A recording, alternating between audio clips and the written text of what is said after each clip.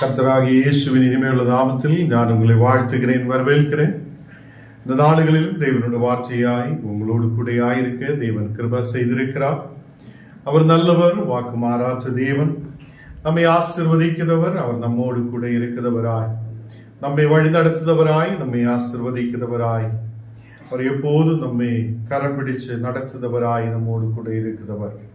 நாம் ஜெபிக்கலாம். தேவனை, இந்த ராத்திரி வேளையிலப்பா உம்முடைய பிரசனத்தால் நீரங்களை நிரப்பும், தெய்வீக ஆசீர்வாதத்தால் நீரங்களை நிரப்புவதற்காக ஸ்தோத்திரம். நாங்கள் ஆண்டவரே விசுவாசத்தோடு நம்பிக்கையோடு உம்முடைய பாதத்தில் கடந்து வர ஆண்டவரே எங்களையே அர்ப்பணிக்க, எங்களை ஒப்பு கொடுக்க நீர் இந்த நேரத்தை கொடுத்திருக்கிறதுக்காக ஸ்தோத்திரம். காலையிலிருந்து இதுவரைக்கும் நீர் பாதுகாத்தீரே, அதுக்காக நன்றி. தேவனே, எங்களை எப்போது வழி நடத்துபவராய் நீர் கூட இருக்கிறதற்காக ஸ்தோத்திரம். நீங்க கடந்து வந்த ஒவ்வொரு மக்கள் மேல் தெய்வீக பிரசனம் இறங்கி வருவதற்காக ஸ்தோத்திரம். அநேகம் தேவைகளோடு தேவனே, மன கவலையோடு, கண்ணீரோடு, விவலாதியோடு யாரெல்லாம் கடந்து வந்திருக்குதோ அவங்களுக்கு ஒரு சமாதானத்தை நீர் கட்டளையிடுவதற்காக ஸ்தோத்திரம். வசனத்தை கேட்கும் போது இந்த மக்களுக்கு ஒரு விசுவாசம் உண்டாகும், நம்பிக்கை உண்டாக கர்த்தருக்கு பின்னாலே கடந்து வர நீர் கிருபை செய்ததுக்காக ஸ்தோத்திரம். வர வேண்டும் மக்களுக்காக ஸ்தோத்திரம். ஆண்டவரே, அவங்களை ஏற்ற நேரத்தில் கடந்து வர நீர் கிருபை செய்யும். எங்களை முற்றிலும் தாழ்த்துகிறேன், அர்ப்பணிக்கிறேன். இயேசுவின் நாமத்தில் தனபிதாவே, ஆமீன், ஆமீன். கர்த்தர் நம்மை ஆசீர்வதித்து வழி நடத்துத நல்ல தகப்பனாய் இருக்கிறார். அவர் ஒருபோதும் நம்மை கைவிடுத தேவன் அல்ல, ஒருபோதும் நம்மை அதை கைவிடுதவர் அல்ல, தள்ளிவிடுதவர் அல்ல. இந்த உலகத்தில் நாம் ஆயிருக்கும் போது நாம் ஜெபத்தோடு, ஆராதனையோடு, ஸ்தோத்திரத்தோடு அவருக்கு பின்னாலே செல்லுகிறார்.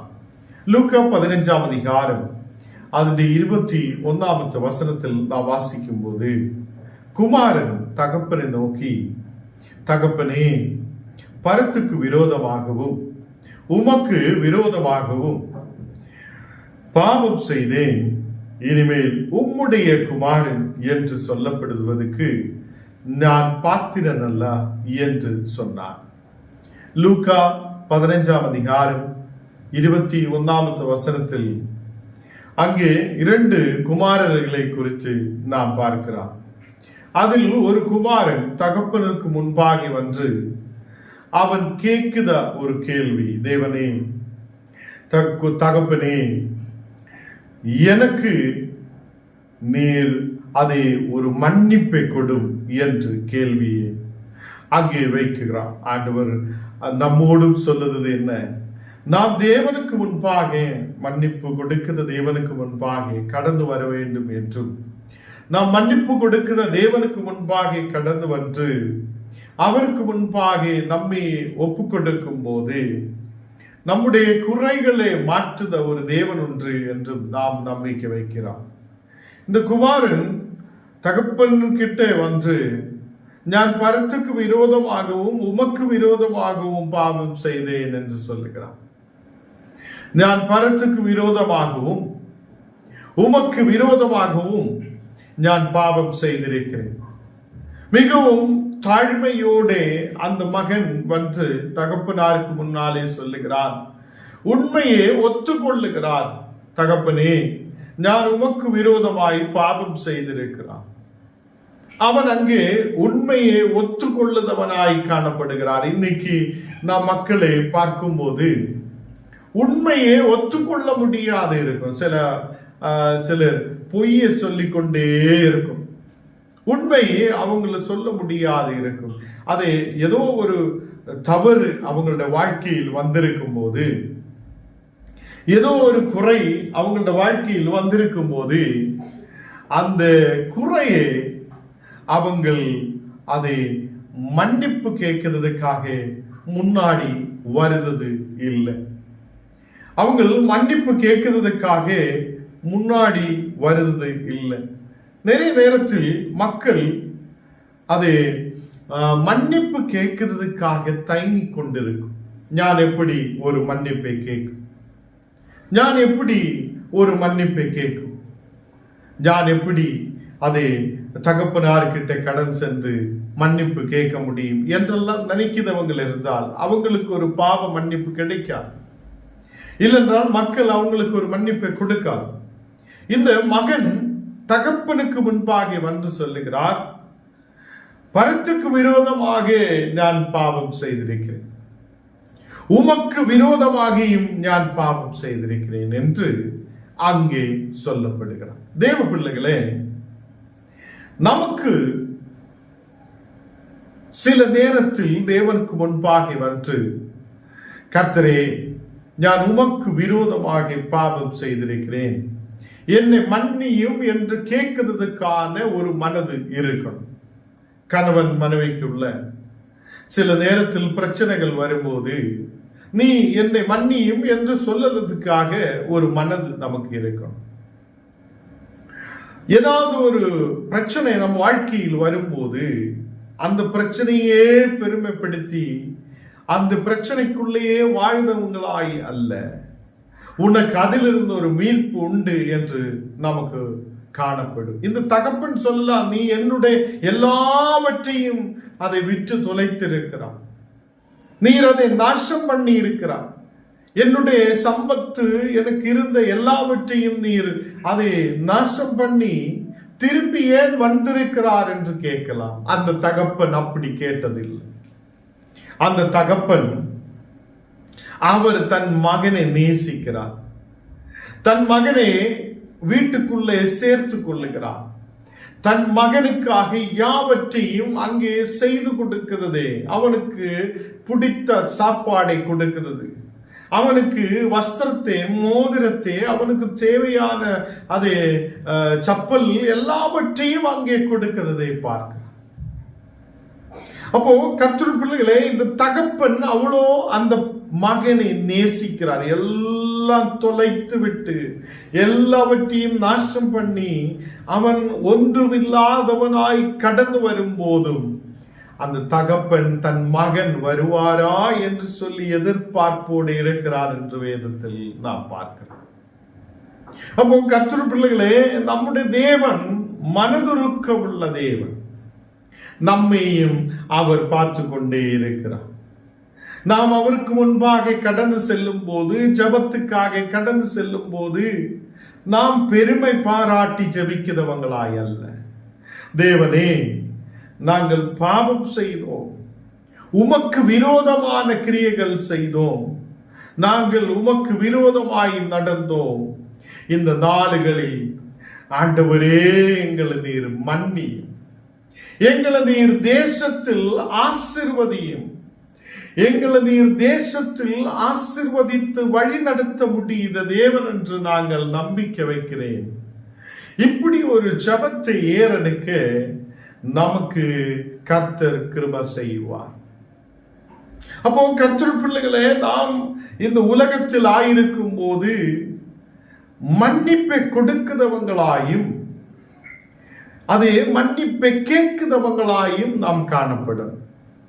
சில பேர் கோபத்திலே இருக்கும், ஒரு மன்னிப்பு இல்லையா என்று கேள்வியோட நமக்கு எதிர்பார்ப்போட மக்கள் நமக்கு முன்பாக நிற்கும் போது நாம் அந்த கோபாக்கினிக்குள்ள இருக்கிறவங்களாய் அல்ல, இந்த தகப்பன் எப்படி அந்த பிள்ளைக்கு ஒரு மன்னிப்பை கொடுத்திருக்கிறதோ அதே மாதிரி நாமும் அதை மன்னிப்பு கொடுக்கிறவங்களாய் காணப்படணும். அதே மாதிரி நமக்கு ஒரு தேவன் இருக்கிறார், அவர் நமக்கு மன்னிப்பை கொடுக்கிறவராய் இருக்கிறார், நமக்கு விடுதலை கொடுக்கிறவராய் இருக்கிறார். உன் தேவைகளை சந்திக்கிறவர் மட்டுமல்ல, உன்னை வழி நடத்துகிறவர் மட்டுமல்ல, உனக்கு தீர்க்காயுசு கொடுக்கிறவர் மட்டுமல்ல, இந்த உலகத்திலே உனக்கு தேவையான பொருட்களை கொடுக்கிறவர் மட்டுமல்ல, அவர் உன்னை நேசிக்கிறவராய் இருக்கிறார். என் குமாரன் திரும்பி வருவா என்று சொல்லி எதிர்பார்ப்போடே நம் தேவன் இருக்கிறார். என் குமாரன் திரும்பி வருவாரா, என் வீட்டுக்கு அவன் திரும்பி வருவாரா என்றுள்ள ஒரு அதை எதிர்பார்ப்போடு இருக்கிற ஒரு தேவன். கர்த்தர் பிள்ளைகளை, என்னையும் உங்களையும் கர்த்தருக்கு முன்பாக அர்ப்பணிக்கட்டும். நம்மை ஒப்பு கொடுக்கட்டும். தேவனே, நாங்கள் உமக்காக முன்னாடி ஜீவிப்பேன். உம்முடைய வார்த்தைகளை நாங்கள் கீழ்ப்படியுவேன். உமக்காக விசுவாசத்தோடு நம்பிக்கையோடு நாங்கள் அநேக மக்கள் முன்னாடி சாட்சியாய் நிற்பேன் என்றுள்ள விசுவாசத்தோடு நாம் முன்னாடி கடந்து வரட்டும். இங்கே இந்த மகன் செய்கிறார், தகப்பனே, நான் உமக்கு விரோதமாய் பாவம் செய்திருக்கிறான், எல்லாவற்றையும் நான் அழித்து விட்டிருக்கிறான், ஒன்றுமில்லாதவனாய் உமக்கு முன்பாக நிற்கிறான்.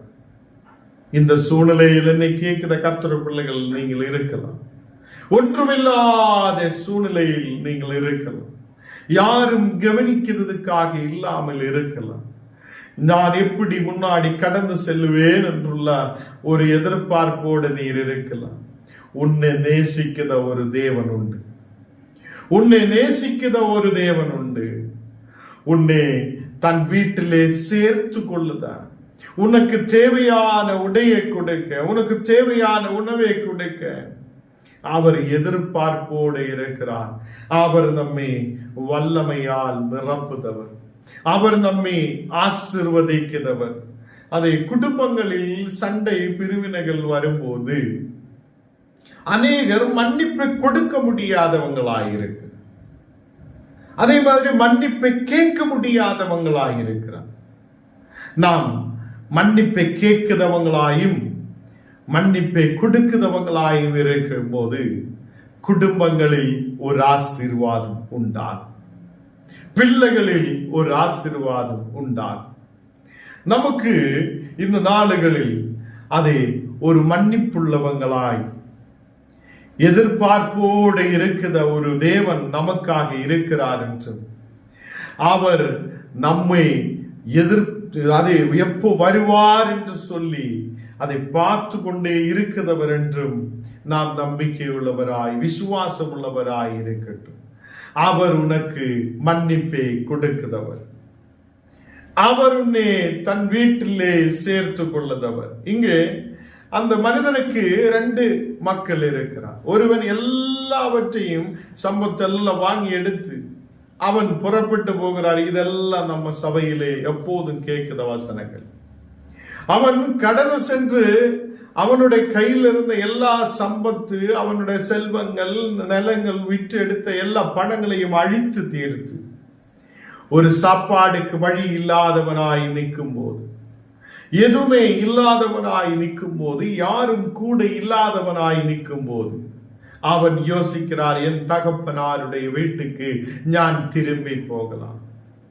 என் தகப்பனாருடைய வீட்டுக்கு நான் திரும்பி போகலாம். ஏனென்றால் அங்கே அநேக ஊழியக்காரர்கள் இருக்கிறார். அவங்க சாப்பிட்டு போதும் அளவில் சாப்பிட்டு இனி மீதியை வைக்கிற மாதிரி சூழ்நிலை இருக்கும்போது அவருடைய தன் மகனாய் இருக்கிற நான் இங்கே கஷ்டப்படுகிறார் என்று அங்கே யோசிக்கிறார். நான் என் தகப்பனாருடைய வீட்டுக்கு கடந்து செல்லலாம். இன்னைக்கு என்ன கேட்கிற கர்த்தர் பிள்ளைகளே, நமக்குள்ளே ஒரு வாஞ்சை உருவாகணும். என் இயேசுடைய இடத்துக்கு ஞானும் கடந்து செல்லணும்.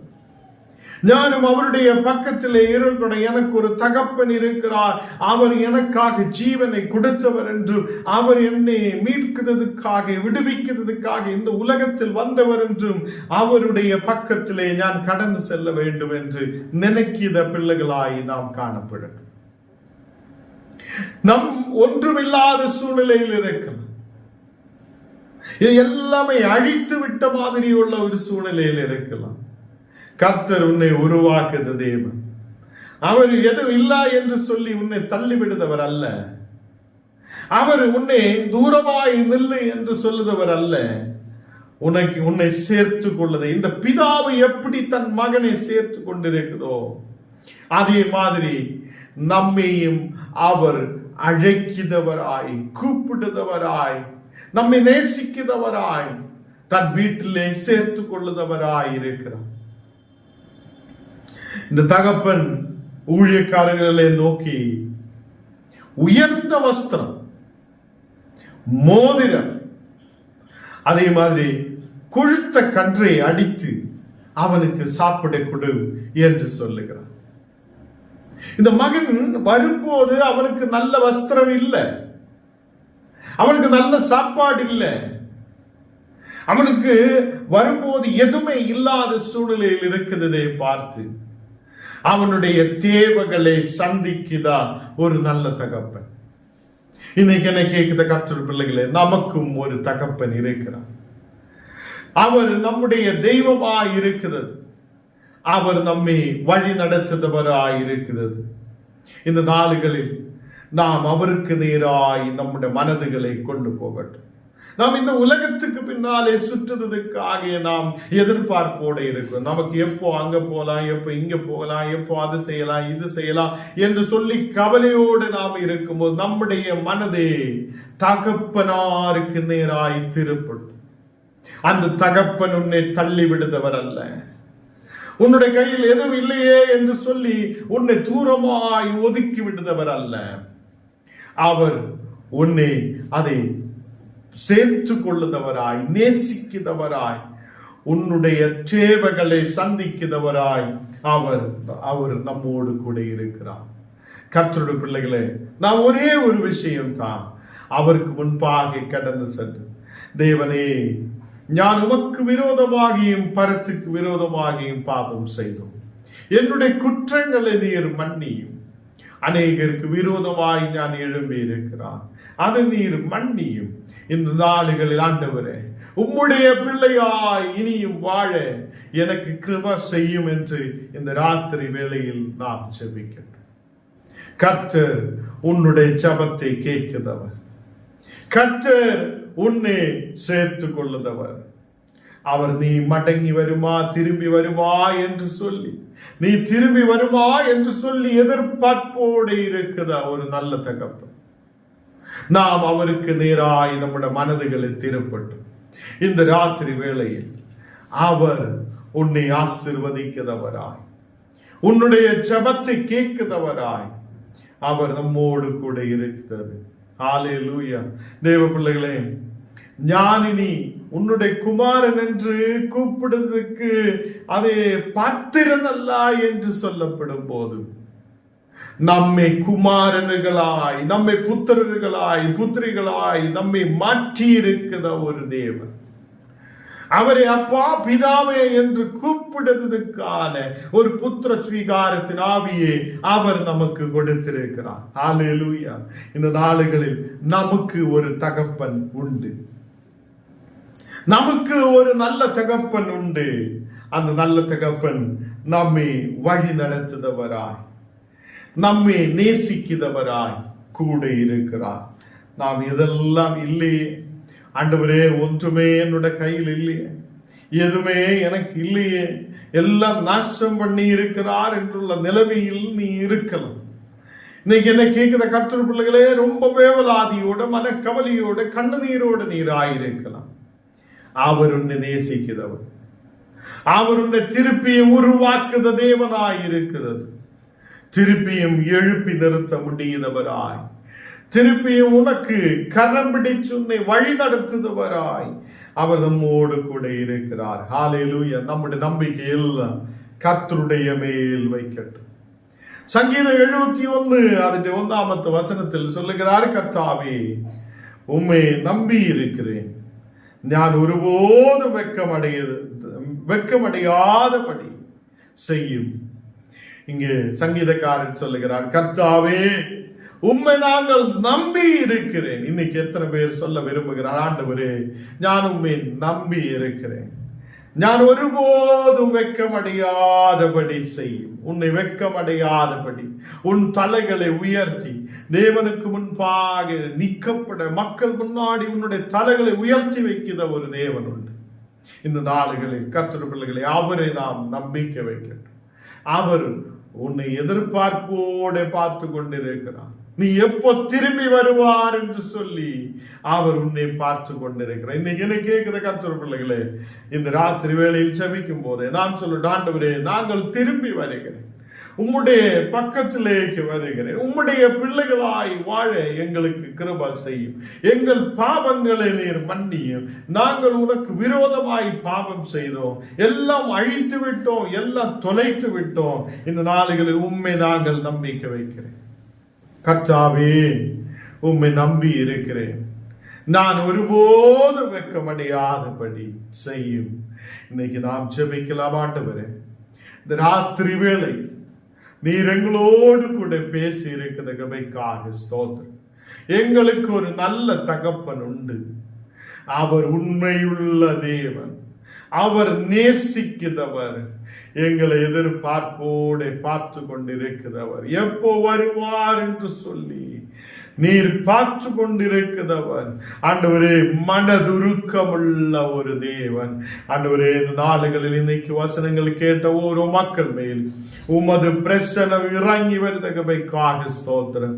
ஓ பரிசுத்த ஆவி ஓரோ மக்கள் மேல் ஊற்றப்பட்ட இன்னைக்கு விசுவாசத்தோட ஜெபிக்கிற ஓரோ மக்களுடைய ஜெபங்களை தேவன் கேட்டு அவங்களை பரலோகத்திலிருந்து தெய்வீக அக்கினி மக்கள் மேல் ஊற்றப்படுதகமைக்காக ஸ்தோத்திரம். பரிசுத்த ஆவியால் நிரப்பட்டும், மகிமையின் பிரசனத்தால் நிரப்பட்டும். தேவனே, யாரெல்லாம் வியாதியோட பலவீனதையோட இருக்குதோ அந்த மக்கள் நீர் தொடட்டும், ஒரு விடுதல் உண்டாகட்டும். இந்த ராத்திரி வேளையில் கட பிரச்சனைகளால் ஜெபிக்கிற மக்கள் உண்டு. அந்த மக்களுடைய கட பிரச்சனைகளை நீர் மாற்றி கொடுக்கட்டும், ஒரு விடுதலை கொண்டு நிரப்பட்டும். இந்த நாளுகள் தேவனே, எங்களை கைவிடாது, எங்களை நேசித்து தன் வீட்டிலே சேர்த்து கொள்ளத ஒரு தகப்பன். ஆண்டவரே, உம்மை நாங்கள் நம்பிக்கை வைக்கிறேன். ஒருபோது நாங்கள் வெட்கமடையாதபடி எங்களை நீர் வழி நடத்தும். தேசத்தில் ஆசீர்வதியும், போகும்போது வரும்போது பாதுகாக்கும். தேவனே, இந்த ராத்திரி வேளையில் உம்முடைய பாதுகாப்பினால் நிரப்பு. நாளை காலையில் நாங்கள் எழும்பி உம்மை துதிக்க ஆராதிக்க இருக்கிற பாசி எங்களை பற்றி தாழ்த்துகிறேன், அர்ப்பணிக்கிறேன். இயேசுவின் நாமத்தில் தரபிதாவே, ஆமென்.